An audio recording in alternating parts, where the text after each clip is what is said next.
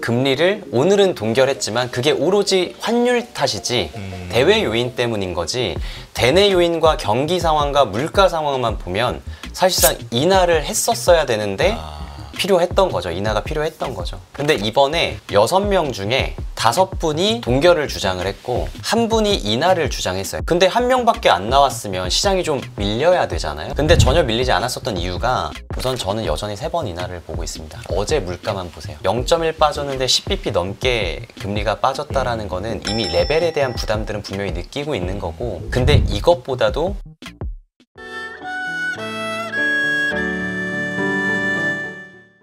오늘 금통위 네, 금리 동결이었습니다. 예상하셨습니까?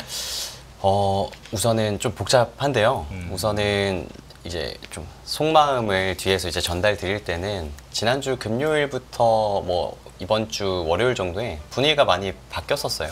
그래요? 아시는 것처럼 12월 그 미국 고용 보고서가 되게 잘 나왔었잖아요. 그러니까 우리나라 달러원 환율도 한 1,470원까지 가고, 연준이 올해 금리를 얼만큼 인하할 수 있느냐에 대한 반응도 사실 한 번도 못할 수 있다라는 것까지 나왔었기 때문에, 사실 지난주 금요일이나 이번 주 초에 동결 가능성이 좀 많아진 건 맞습니다.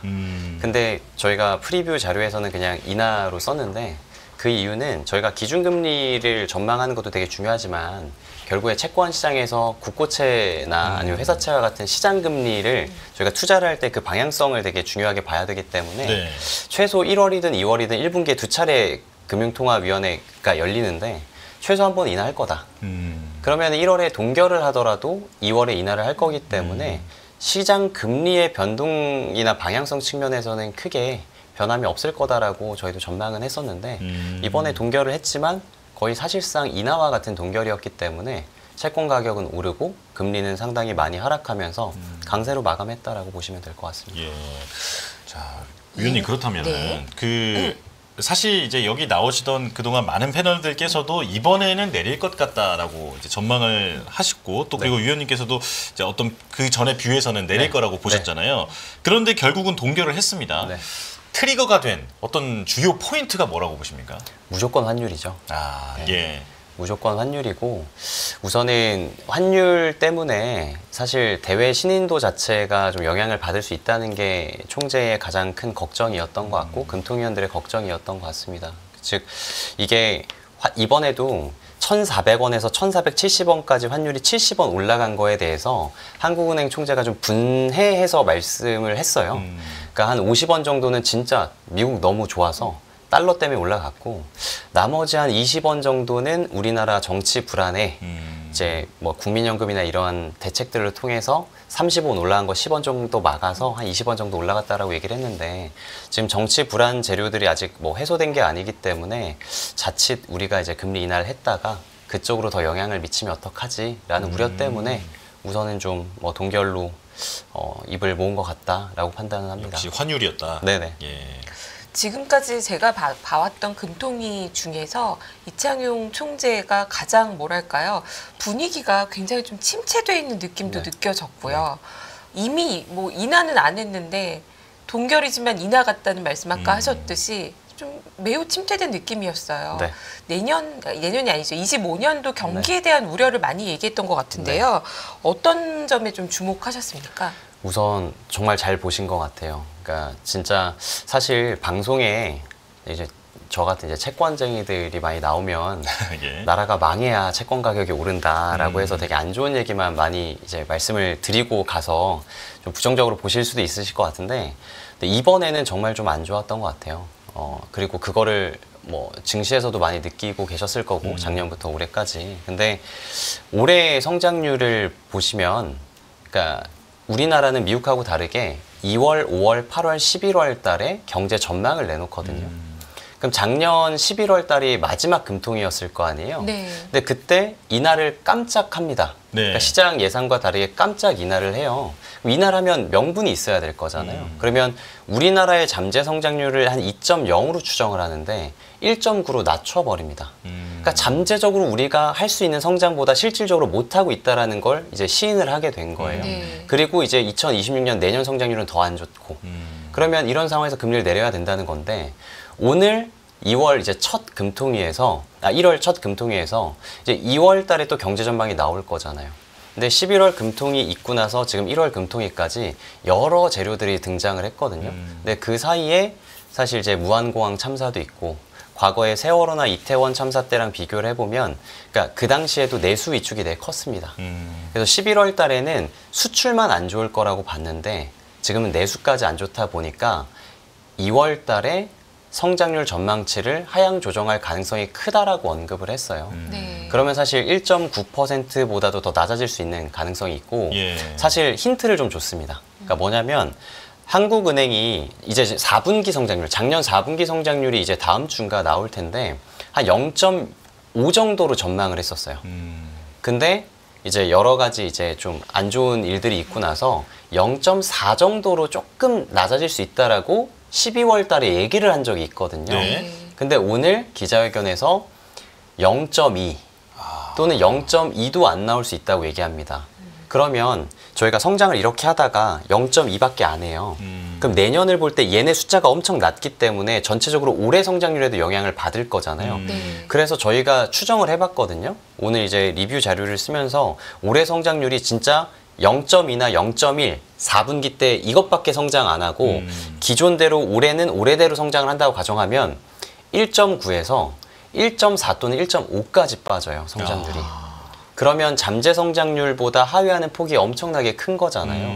그렇기 때문에 되게 고심이 클 수밖에 없는 거고 금리를 오늘은 동결했지만 그게 오로지 환율 탓이지 대외 요인 때문인 거지 대내 요인과 경기 상황과 물가 상황만 보면 사실상 인하를 했었어야 되는데 필요했던 거죠. 인하가 필요했던 거죠. 그래서 좀만 첨언을 드리면 사실 금통위원이 하는 총재 포함해서 7분이 계십니다.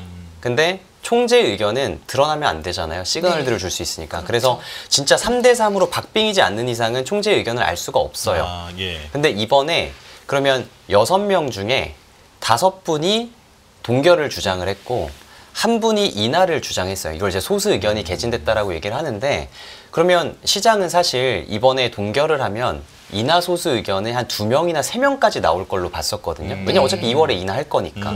근데 한 명밖에 안 나왔으면 시장이 좀 밀려야 되잖아요. 네. 근데 전혀 밀리지 않았었던 이유가 하는 총재가 기자회견에서 나머지 5분도 이 한 분 의견에 사실상 동의했다. 동의했다고 얘기했어요. 근데 다만 여러 가지를 고려했을 때 그래도 결론은 5대1로 내자라고 입이 맞춰진 것 같고요. 두 번째는 포워드 가이던스라고 해서 지금 시점을 기준으로 향후 3개월 뒤에 금리가 어떻게 되는 게 적절한지를 얘기를 하는 게 있습니다. 예. 그래서 지침서 같은 경우죠. 물론 언제든지 바뀔 수 있습니다. 근데 점도표 같은 그런 거죠. 예, 예. 우리나라의 점도표 같은 네네네. 거죠. 근데 6명 위원이 모두 다 3개월 뒤에는 인하가 적절하다고 의견을 제시했어요. 그렇기 때문에 사실상 동결은 했지만 인하와 같은 동결이었다. 그리고 시장도 금리가 하락하면서 채권 강세를 보였었던 게 동결을 했음에도 불구하고 2월 달엔 내릴 거고 그 이후에도 추경이나 여러 확장 정책 같은 것들이 쏟아지지 않으면 계속 인하를 할 수밖에 없다. 어느 정도까지는. 이런 그 기대들, 우려들 때문에 금리가 많이 하락했다라고 보시면 될 것 같아요. 예. 실제로 채권 시장의 반응은 어땠나요? 우선은 네. 어제 저녁에 이제 미국의 12월 물가가 발표됐었잖아요. 네. 근데 사실 지금 뭐 시청자분들도 그러시겠지만 미국채 투자를 ETF로 하신 분들이 되게 많으실 거예요. 저도 TMF를 가지고 있는데 심지어 4.5에 매수를 했음에도 불구하고 지금 한 마이너스 10% 정도 되거든요. 저는 제가 그 전망에 있었을 때 밸류에이션을 하면 4.5% 정도가 고점이라고 봤어요. 근데 지금 4.8%까지 갔었잖아요. 그러면 사실 제 밸류에이션이 틀릴 수도 있겠지만 밸류에이션으로 보면 이건 정말 손이 나가는 레벨인 건 맞습니다. 10년물 기준으로. 근데 지금 모멘텀이 너무 안 좋잖아요. 고용 보고서도 아까 말씀드린 것처럼 너무 잘 나왔고 트럼프가 1월 20일 날 취임해서 뭘 말할지 잘 모르겠고 이런 부분들이 남아있어서 모멘텀이 안 좋은 상황에서 물가를 까봤는데 정말 0.1 미스한 거거든요. 근데도 금리가 한 13bp 빠졌어요. 급락을 했습니다. 정말 오랜만에 보는 거. 그러니까 그거는 밸류에이션 측면으로 보면 정말 나가고 싶은 레벨이었는데 그거를 조금 부추겨줬다 정도로 생각이 좀 들어요. 그래서 그렇게 좀 봐주시면 될 것 같습니다. 그 미국 CPI 말씀하셨는데요. 네. 그 0.1 약해진 게 네. 어떤 요인에서 어떤 배경에서 그렇게 된 건지, 그리고 시장이 이렇게 좋아할 일인지 어떻게 보십니까? 우선은 이게 전체에 다 포함하는 헤드라인 물가가 있을 거고요. 네. 그리고 음식료랑 뭐 에너지 같은 거 뺀 근원 물가가 있을 건데 살짝 예상치보다 안 좋게 나왔던 거, 그러니까 덜 나왔던 건 이제 근원 물가인 거예요. 근데 이제 근원 물가에서 오른 것도 있고 내린 것도 있는데 뭐 근원 상품 가격이 조금 빠진 항목들이 많은 것 같아요. 11월 대비로. 그래서 그런 부분들이 좀 낮게 형성을 하는데 큰 기여를 했지만 전체적으로 저는 제가 오늘 이 자리에서 꼭 말씀을 드리고 싶었던 게 미국채 10년물이 9월 저점 찍고 지금 12월, 1월까지 쭉 올라왔거든요. 근데 미국채 10년물도 구성 요인이 있습니다. 자, 실질금리라는 것도 있고 물가에 대한 기대 인플레이션도 있을 거고 많이 들어보셨겠지만 텀 프리미엄이라는 것도 있거든요. 근데 많은 분들이 12월 FOMC 때 기억을 해보시면 방송도 하셨을 거니까 네. 물가가 트럼프가 2기가 들어오면 관세 부과 때문에 수입 물가가 오를 거고 그러면 물가가 올라가니까 다시 고용보다는 물가에 집중을 해서 네 번 인하도 2번으로 줄인 거고 이거 인하 못할 수도 있는 거 아니냐라는 쪽으로 간 거잖아요. 그래서 정말 주식 투자하시는 분들도 저한테 정말 많이 질문을 주시는 게 물가 걱정을 되게 많이 하십니다. 근데 제가 물가 걱정이 없다라고 말씀드리는 건 아닌데 실제로 9월부터 지금까지 금리 올라간 구성 요인별로 보면 텀 프리미엄이 다 끌고 올라갔어요. 50% 이상을 텀 프리미엄이 끌고 올라갔지 실질금리나 인플레이션이 끌고 올라가지 않았습니다. 그러니까 그 얘기는 뭐냐면 물가가 뭐 조금 하향 조정되고 어쩌고저쩌고 하지만 결론적으로 제가 보는 지금 단기적으로 가장 큰 재료는 언제 나오냐면 2월 3일하고 2월 5일 날 미국 시간으로 미국 재무부가 이제 수장도 교체가 되잖아요. 그때 국채 발행 계획이 나옵니다. 그러니까 텀 프리미엄이라는 거는 제가 장기채를 사고 싶은데 지금 공급이 더 많아질 것 같으면 가격 빠지고 금리 올라갈 것 같으니까 나 더 높은 금리를 줘라는 거거든요. 그렇죠. 기간에 대한 보상을 텀 프리미엄이라고 하는 건데 그거를 결정하는 가장 큰 요인이 재정 적자를 메꾸기 위한 공급량이 얼마나 될 거냐인 거예요. 근데 트럼프 2기 그리고 베센트가 들어와서 처음으로 발표하는 1분기 국채 발행 계획이 2월 3일하고 2월 5일에 나눠서 발표가 됩니다. 그래서 그 부분이 훨씬 더 중요하다라고 판단을 저는 하고 있어요. 국채 발행 계획을 말씀해 주셨는데 지금 질문제는 없지만 사실 요즘에 미국 뉴스를 도배하고 있는 것은 LA 산불 아닙니까? 네네. LA 지금 저도 이제 뉴스를 하면서 좀 보니까 네. 보험사들이 그쪽 관련되어 있는 규정들을 작년에 다 삭제를 했다고 하더라고요. 결국은 그게 이제 주정부로 갔다가 주정부에서 못하게 되면 연방정부로 가서 국채에 영향을 줄 것이다. 얘기 나오는데 이거 전망 어떻게 보십니까? 저는 이거는 이제 답은 없지만 저도 이제 이런 질문을 많이 받을 때마다 저도 이제 막 검색도 많이 해보고 서치도 많이 해봤어요. 근데 우선 두 가지 영향이 단기적으로 중기적으로 저희가 구분해서 보긴 해야 될 것 같아요. 우선 첫 번째로 원래 처음에 LA 산불 얘기가 조금 처음에 퍼졌었을 때는 미국 증시에서 보험주 투매 현상이 일어났었잖아요. 왜냐하면 화재 보험을 많이 들어놨으면 거기에 대한 손실액을 다 충당을 해줘야 되니까 이거 돈이 필요한데 보험사들은 돈이 그 정도는 없을 것 같은데 라는 것 때문이었어요. 그리고 거기서 연결된 게 그럼 SVB 사태 터졌었을 때처럼 이거 메꾸려면 어쨌든 가지고 있는 자산을 팔아서 돈을 만들어야 되는데 그럼 미국 국채를 또 팔면 금리가 또 상승하는 거 아니냐, 5% 뚫는 거 아니냐는 얘기까지도 나왔습니다. 근데 말씀 주신 것처럼 작년, 재작년에도 산불이 너무 많이 났어서 갱신을 안 해준 곳들도 되게 많았었습니다. 그래서 저는 기본적으로 그런 부분들이 재정 적자를 더 키울 수 있는 부분들도 있지만 그거보다는 다른 쪽 재원을 통해 가지고 메꿀 가능성들도 같이 고려를 해야 될 것 같고 그거보다 제가 조금 아직 뉴스에 보도는 안 되지만 좀 두려운 부분 중에 하나는 은행이에요. SVB 사태처럼 LTV가 더 되게 잘 아시겠지만 한국보다 미국이 되게 높습니다. 그러면 어쨌든 주담대를 받거나 뭔가 했었을 때 지금 민가가 다 없어졌잖아요. 맞아요. 그럼 주택 담보 가치가 제로가 되면 어쨌든 은행이 가져올 수 있는 연체율 자체가 올라갈 수 있는 거고 은행의 대차 대조표가 좀 흔들릴 수가 있을 거라고 봅니다. 그래서 그게 정말 현실화되고 문제가 크다라고 한다면 신용등급 강등이 지역은행 중심으로 될 수도 있는 거예요. 근데 그렇게 되면 저희 SVB 사태 때 나타났었던 게 바로 바이든이 다음날 나와서 BTFP라는 유동성 기구를 신설했습니다. 그래서 이게 재정 적자가 더 늘어나고 국채 발행량이 더 늘어나야 된다는 금리의 상방 요인도 있지만 진짜 그게 금융 안정을 훼손하는 쪽으로 갈 정도의 피해가 된다 그러면 오히려 유동성을 주입해주는 기구가 만들어질 수도 있습니다. 그래서 이거는 조금 더 피해나 이런 금융 안정에 대한 경로들이 어떻게 미치는지를 좀 두고 보면서 대응을 하셔야 될 것 같습니다. 예. 여기 진짜 그 김상훈 수석 연구위원님 저희랑 오늘 그 금통위 하고 나서 방송하는 건 처음인데요. 목요일에 나오신 건 처음인데 그 한경하고 매경, 조선일보 그리고 연합인포맥스까지 4관왕의 베스트 애널리스트 하셨다고 듣고 제가 왔는데 역시나 정말 1등 애널리스트답게 조목조목 너무 설명을 잘해주시네요. 감사합니다. 네, 귀에 쏙쏙 들어오고 있습니다. 지금 시청자분들이 궁금하실 거는 그러면 이제 곧 다가올 1월 FOMC 그리고 미국 금리는 올해 어떤 경로로 갈 것인가 궁금할 것 같은데요.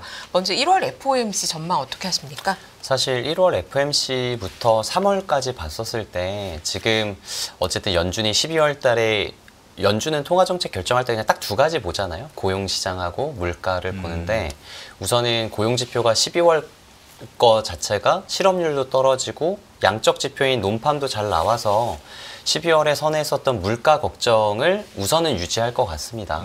물가가 이번에 근원 물가가 조금 미스하긴 했지만 헤드라인 기준으로도 올라가는 그림들이 나왔기 때문에 우선은 12월 FOMC에서 힌트를 줬던 것처럼 1월 달은 이번에 1월 금통위처럼 한 템포 쉬어갈 가능성들이 높다라고 보고 있고요.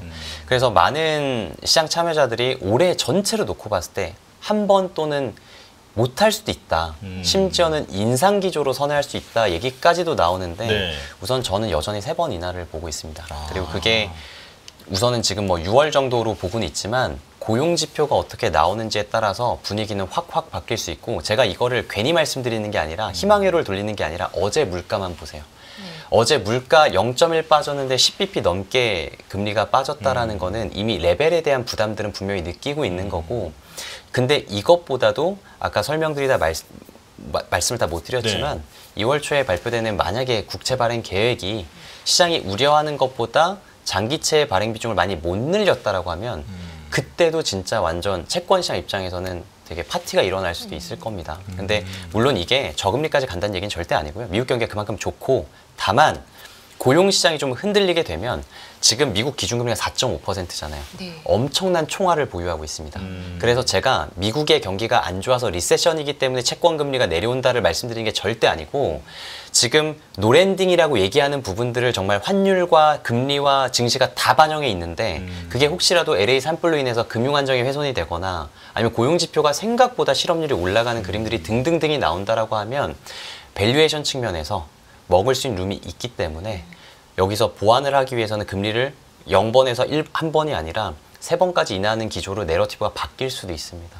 그러면 그 과정에서 미국채 10년물 금리가 내려갈 수 있는 룸은 저희가 원래는 진짜 4% 뚫는 것까지도 봤었는데 지금 워낙 너무 높게 올라가서 지금 한 시장에서 보고 있는 금리 수준이 4.1에서 4.2 정도거든요. 네. 그럼 그것만 환율 다 빼고 금리 낙폭만 계산하더라도 한 지금은 이제 4.65 정도 되니까 그럼 한 50bp 0.5% 정도의 하락 룸은 연말까지 보면 기회는 분명히 줄 거다라는 생각은 여전히 가지고 있습니다.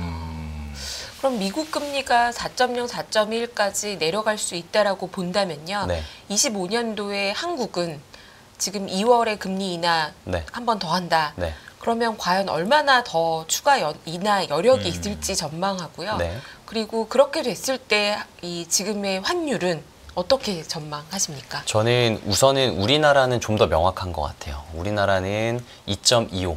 그러니까 오늘 동결에서 3.0이잖아요. 네. 이미 2번 정도 내렸고 3.5에 3.0까지. 네. 저는 올해 3번 분기별로 한 번씩 1, 2, 3분기에 인하를 좀 전망을 하고 네. 그럼 2.25 정도까지 기준금리를 낮춰야 한다. 그리고 그렇게 전망을 하고 있습니다. 그러면 우리나라는 2.25 그리고 미국은 3번 인하하면 3.75 정도가 되거든요. 네. 근데 이제 여전히 한미 금리 역전 이런 네. 것 때문에 환율에 대한 우려를 하시는 거는 저도 너무 잘 알고 있는데 사실 미국이 3번 정도 인하한다는 제 전망에 대한 근거는 미국 고용 시장이 그리고 그걸 대변하는 그 경기 자체가 지금 시장이 반영하고 있는 정도의 강함이 지표를 통해서 훼손됐다라는 게 좀 깔려 있어요.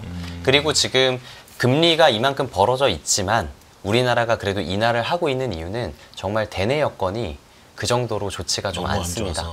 제가 오늘 사실 뭐 지표들과 차트들이 엄청 많은데 그냥 이걸 다 하나하나 설명드리면 너무 오래 걸릴 것 같아서 근데 정말 생산, 소비, 투자 심리 지표를 다 보면 11월 금통위 이후로 좋아진 건 단 하나도 없고 다 안 좋고요. 실제로 성장률 같은 경우도 지금 하향 조정이 꽤 크게 될 수 있기 때문에 미국하고의 그런 격차가 일어나는 게 당연하다라고 좀 생각이 듭니다. 그리고 오늘 하는 총재도 금리 인상기보다는 인하기 때는 좀 운신의 폭이 더 크다라고 얘기를 해서 추가 인하가 저희는 필요하고 그렇게 진행이 될 거다라고 전망을 합니다. 이게 시청자분 중에 한 분이 조금 전에 질문을 주셨는데 네. 이거 한국은행이 네. 2월에 0.5 인하하면 되지 이렇게 적어주셨거든요. 방금 이제 연구위원님께서 말씀해주신 걸로 보면은 한국도 올해 3번 정도 인하할 수 있다. 1, 2, 3분기. 네. 그럼 이제 0.75잖아요. 네. 네. 2월에 0.5 가능성 어떻게 보십니까? 저는 모든 가능성은 열려 있어요. 왜냐면 경기가 안 좋으니까. 근데 이번에 사실 정말 환율하고 미국 고용 보고서가 없었잖아요. 그럼 1월 달에 50bp, 그러니까 빅컷을 할 수 있는 가능성들도 사실 시장이 반영을 연초에 한번 했었어요. 예. 근데 결론적으로는 미국이 경제 지표가 아직까진 잘 나오고 예상보다 잘 나와서 달러가 강세가 되다 보니까 그리고 플러스 우리나라는 정치 불안이 없던 게 생겼잖아요. 네. 그러니까 여기서 금리까지 내렸을 때 그때 정치 불안까지 해소가 되지 않았었을 때 계속 이번에도 결론적으로 사실상 인한대 동결을 한 게 환율 때문이라고 말씀드린 것처럼 혹시라도 그 결정으로 인해서 환율이 막 1,500원을 뚫고 가게 되는 것들을 목도하게 되면 실기라고 또 평가를 받을 수 있기 때문에 그거에 대해서는 좀 되게 점진적으로 할 것 같고요. 그래서 그거에 대한 보완책으로 지금 자영업자분들 되게 힘들다는 거 다 알고 계시잖아요. 예. 그래서 이제 금중대라고 하느니 이제 또 다른 방안으로 지원을 해주는 것들을 그 방안에 대한 규모를 좀 늘렸습니다. 그래서 좀 보완 정책들을 가지고 많이 할 것 같고 저는 기본적으로 우리나라 재정 정책을 더 써야 된다라고 생각이 듭니다. 그래서 그게 언제쯤 논의가 돼가지고 실제로 투입될지는 좀 미지수여서 그래서 지금은 할 수 있는 게 통화 정책밖에 없고 그래서 그거를 이제 빅컷을 할 정도까지 좀 하기에는 지금 시점으로 봤었을 때는 좀 가능성이 낮지 않을까라고 생각을 합니다. 예. 참, 그러니까 이거 오늘 설명을 쭉 들어보니까 이창용 총재가 이 동결을 정말 울면서 하지 않았을까 이런 생각이 들 정도였거든요. 자, 그러니까 통화 정책은 울면서 동결을 할 수밖에 없었는데 대신 재정 정책으로 내수에 대해서는 어떤 좀 보완을 지금 꾀하고 있는 상황이다라고 정리를 해볼 수 있겠습니다.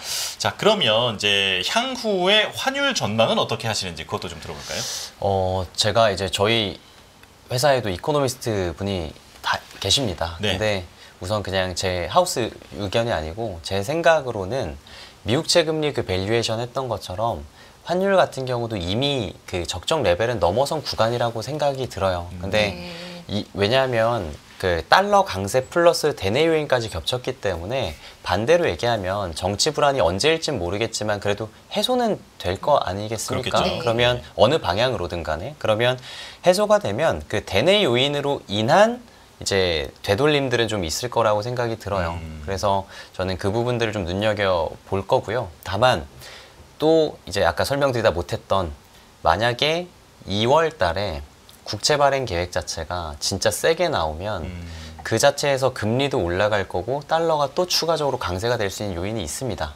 그래서 제가 지금 되게 조심스럽게 말씀드리는 게 뭐 물가도 좀 하회해서 금리가 빠져서 지금부터 추세적으로 빠질 거다라고 말씀을 못 드리는 게 10년물 금리를 9월부터 끌고 올라간 건 절대 물가보다 더 큰 게 텀 프리미엄이다라는 게 사실 오늘 방송에서 하나만 요것만 기억하시면 될 것 같아요. 그래서 그거에 대한 관련된 데이터들이 어떻게 나오는지를 보고 나서 대응해도 저는 늦지는 않을 거다라는 생각을 좀 갖고 있습니다. 예. 자, 그리고 또 시청자분이 BOJ 좀 물어봐요 이렇게 시간 여행자님께서 해주셨는데 BOJ가 더 큰 이벤트가 될 것 같다. 많은 시청자분들이 또 이런 의견 갖고 계시거든요. 어떻게 전망하십니까? 네, 사실 BOJ는 뭐 우리나라 이번에 금통위와 마찬가지로 우리나라는 이제 인하의 시점만 바꾼 거지 인하는 할 거고 네. BOJ도 아마 질문하신 분도 아실 거예요. 인상은 할 건데 그 시점을 고려했던 건데 그러니까요. 12월 달에 동결했던 이유는 생각해 보니까 너무 다들 인하를 좀 하고 있는 상황인데 우리나라만 인상했다가 환율에 영향을 미치면 어떡하지라는 걱정을 이제 BOJ가 했던 것 같고요. 지금 같은 경우는 여건이 좀 마련된 것 같습니다. 여건이 좀 마련됐고 그리고 2년 동안 BOJ의 행보를 보시면 진짜 아이러니하게도 미국이 자체적인 이슈로 금리가 하락하고 달러가 조금 반락했었을 때 예. BOJ는 거의 100% 그때 인상했어요. 그러니까 이게 뭐 사파적으로는 일본과 미국이 잘 소통을 하고 있다라고 해석을 해볼 수도 있겠지만 예. 이번에도 그냥 미국이 CPI로 인해서 금리가 4.8에서 4.65까지 빠졌고 뭐 앞으로 또 데이터들을 봐야겠지만 그 과정 속에서 BOJ는 또 이번에는 뭐 총재가 얘기한 것도 있기 때문에 뭐 조만간 인상을 한 번 정도는 하지 않을까라고 좀 생각은 하고 있습니다. 예. 근데 그 자체가 엔캐리 트레이드 청산으로 8월 달에 진짜 리세션 얘기가 다시 네. 나왔던 것처럼의 영향까지는 가지 않을 것 같아요. 그때는 진짜 조금 예상을 못했었던 지표도 나오고 BOJ도 갑자기 인상을 했었지만 지금은 어느 정도 지표들이 확인이 됐고 BOJ도 소통을 하고 있는 상황이기 때문에 그 정도의 파급력이 나오지는 않을 것 같다라는 생각을 갖고 있습니다. 네. 그렇다면요. 지금 미국 금리도 말씀해 주시고 한국 금리도 말씀해 주시고 여러 전략을 다 훑어주셨는데 시청자분들께서 투자를 하신다면 아까 TMF도 말씀해 주셨어요. 그런데 사실 미국은 지금 환율을 감안하면 미국의 어떤 상품을 사기에는 상당히 부담스러운 것 같아요.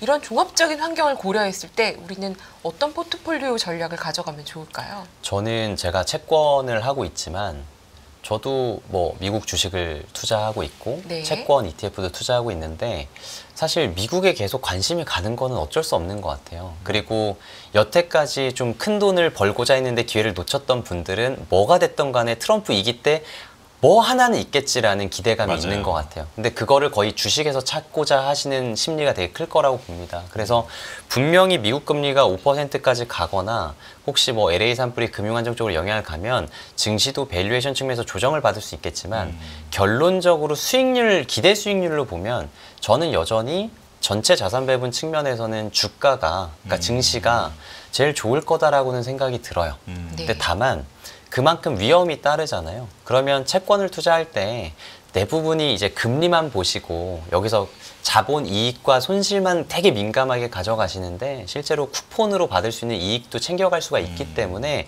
정말 배분 차원에서 채권의 매력은 정말 이 레벨은 진짜 매력적이다라고 저도 생각이 들기 때문에 그 정도로 좀 분산을 하시는 게 좋을 것 같다라는 생각은 좀 듭니다. 근데 환율까지 감안을 해보면 기존의 달러를 가지고 계신 분들은 정말 편할 텐데 그게 아닌 분들은 이제 환전해가지고 만약에 투자를 했는데 그걸 정말 연말에 돈을 빼야 되는 상황이에요. 근데 연말에 환율이 갑자기 1,400원까지 떨어졌어요. 그럼 다시 원화로 찾을 때 또 한 번 손실이 오잖아요. 그러니까요. 입금할 때 손실, 출금할 때 손실이기 때문에 정말 환율하고 금리에 대한 방향성들을 정말 다 고려를 해야 될 것 같아요. 그래서 이거는 그냥 제 개인적인 의견입니다만 정말 달러가 너무 고점이다라고 생각이 든다고 한다면 그러니까 환전을 하셔서 미국 자산에 투자를 함과 동시에 아예 달러 숏을 그냥 달러 ETF 숏을 투자를 하면 그냥 달러에 대한 해지도 되면서 뭐 조금은 좀 해지가 될 수 있지 않을까라는 생각은 좀 가지고 있습니다. 저도. 예. 해지 전략까지 말씀해 주셨습니다. 그러니까요. 자, 여기서 이렇게 인사를 드려야 될 것 같은데요. 자, 채권이 확실히 매력적인 구간인 건 맞다. 하지만 환율 영향도 고려해야 하고 해지 방안까지도 함께 고려해야 하는 상황이다라고 정리해 보겠습니다. 자, 김상훈 하나증권 리서치센터 수석 연구위원님과 함께했습니다. 고맙습니다. 감사합니다. 감사합니다. 안녕하세요. 유승입니다. 더 많은 영상을 보고 싶으신 분들은 화면 오른쪽에 있는 구독 버튼을 눌러주시기 바랍니다. 그리고 영상을 보시면서 좋아요는 필수인 거 아시죠? 항상 인포맥스 라이브를 사랑해주셔서 감사합니다.